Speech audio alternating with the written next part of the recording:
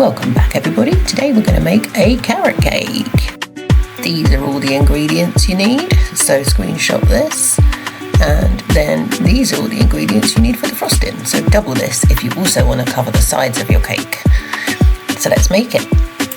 If you've never met me before, this is my face. This is me dancing around like a lunatic. Now, first things first, grab your jug, measuring jug. Get your scales out. Pop those on there. So the best thing to do is press the button while you've got your container on the scales, and then it will go back to 0, and then you can mark from there how much you need. So the first thing is 100 grams of natural yogurt. So here you can see me being meticulous about how much I'm putting in. That's fine. You don't need to be as meticulous. I'm just a bit OCD when it comes to the grammage. So this is 230 millilitres of oil. That can be sunflower oil or vegetable oil. Don't use olive oil because it'll end up tasting like olives, funnily enough. Now the third thing, is 4 large eggies. Here I'm doing it quick time. I didn't actually do it this quickly. I've sped the video up. That's technology. Next thing is nutmeg. So what you want is the equivalent to about 1/4 of a ground nutmeg. That's your cinnamon, so 2.5 teaspoons of cinnamon. That goes in there. Then you want a little bit of vanilla essence. Now what I do is 2 little capfuls. You might not have a cap. So let's say 1 teaspoon of vanilla essence there goes in. So first of all, I was stirring it here with a spoon, and then I realised actually it needs a little whisk. So I whisked it with a fork and got that consistency there. Now next thing is your dry ingredients. So that was your wet, this is your dry. You make each part separately. So that's your flour. That's 265 grams of self-raising flour. Now this is 335, I think, yep, 335 grams of soft brown sugar. Here I'm using Demerara. Any kind of soft brown sugar will work though. And I guess if you haven't got brown sugar, use normal sugar and see how it turns out. I'm sure it'll be fine. What this does though, it just gives it that sort of darker, moister consistency there. So what I've done is I've mixed that up completely, and then you rub if you're using soft brown sugar, you do get little particles of sugar, so you need to get rid of those. Next is the carrots. 4 carrots here because they're small, 3 if they're bigger, about 260 grams ish you need. Wash them. Don't worry about peeling them. As long as you've washed them, that's fine. It doesn't matter. You can peel them if you want to, obviously. Be careful with your fingies on the grater. Don't grate your fingers in there. Nobody wants fingers in their cake. So yeah, be very careful. I'm sure if you've got one of those machines, you can whiz a few carrots up. I just like to do everything by hand the hard way, because why not, eh? So all those little bits there, if you've got a rabbit, feed them to your rabbit. If you've got a compost heap, put them in a compost heap, or just put them in the bin. You know, I'm not judging. Do whatever you need to do these days. So that's what that looks like, grated carrot. Then you want 100 grams of raisins. Now what I've done here is this bag of raisins needed finishing off anyway, and then I just got this other bit of raisins, and then I whacked them everywhere, and they went all over the floor. So I was finding those for days after I made this. 100 grams of raisins. So let's tidy up a little bit, get this looking a bit nicer, because who wants mess everywhere? Not me. Okay, now you've got your dry and your wet ingredients. This is the consistency you're looking for. Looks very wet. It's supposed to be wet, so that's fine. Pour that in, and then what you want to do is give it a good old mix with a spoon.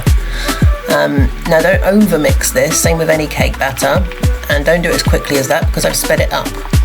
So, you know, normal speed is fine. You don't need to do it at hyper speed just because I've done it. I've actually sped the recording up there. That's technology. Again, wow.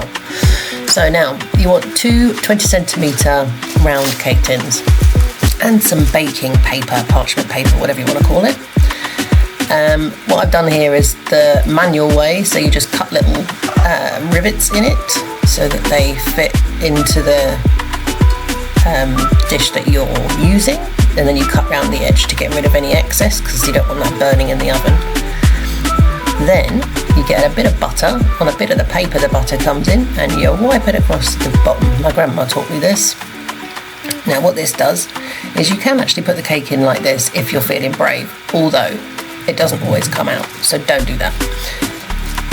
Well, you can if you want, but this is a lot safer, and the cake definitely comes out, and it also gives the cake a little fluted edge, which I think is quite nice, very homemade. And again, don't do this quickly, I've sped it up, technology. So again, pop that on there. It basically makes the paper stick. Now what happened here is my battery died, so you didn't actually see me pour those in, but I did. I poured it in, and then I just showed you this. So in they go. Right, open your oven up. So I've got it at 365 Fahrenheit here, because I'm in Canada. I'm a UK person living in Canada. So that's about 160 to 180-ish. 170 if you want. So let's make the frosting. So, we've got here cream cheese. We've got 100 grams of cream cheese. Luckily, that was how much I had left in this packet. Crazy. I know. What a coincidence. So, pop that into little bits, because you'll see in a minute, it makes what's going to happen next a lot easier. Because it's not the easiest bit, the next bit, frosting. And if you've got a machine to do it, I do that instead. So this is 100 grams of unsalted butter going in here. I used organic, you don't have to. Now this is 300 grams of icing sugar. Milk the bag, like a weird person, that's what I did. Milk it, there we are. Now you get a fork and you start squishing the bits. Again, don't do this quickly, I've sped it up, technology, crazy. And then I'll just show you the consistency you get sort of at points, so that you don't give up. Never give up. I mean, it's hard on the arm, but you know, free workout. That's great. Keep going, my friend. You can do it. Or put it in the mixer. My advice would be though, don't put it in the mixer straight away as you just put the sugar in, because it will go everywhere. Now I've mixed here. I've changed here for a spoon, just to show you the consistency. Oh, look at that. And now at this point, I did actually taste it off camera, and I had a little mouth orgasm, so that's nice.